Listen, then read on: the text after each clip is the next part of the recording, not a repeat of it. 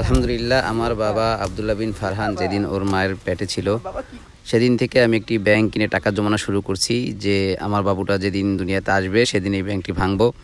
তো আসলে টাকা জমানোর একটা নেশা অন্যরকম। তো টাকা জমাইতে জমাইতে বাবু যখন হইলো তখনও ব্যাংকটি ভাঙলাম না।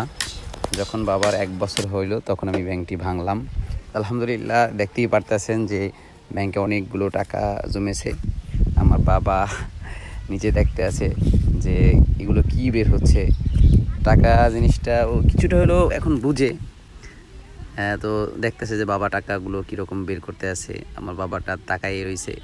কিছুক্ষণ পর বাবা আমার টাকাগুলোর ইচ্ছা মতন মানে এদিক সেদিক করবে। তো আলহামদুলিল্লাহ, দেখতেই পারতেছেন যে এখানে সব ধরনের নোটই আছে। আমার বাবার যে ব্যাংকটি ভাঙছি মোটামুটি আকারে ভালো টাকাই জমছে। তো এখন আমার বাবা একটু টাকা নিয়ে পাগলামি করতে আছে। সকলে আমার বাবার জন্য দোয়া করবেন, আল্লাহ পাক যাতে ওকে সবসময় সুস্থ রাখে।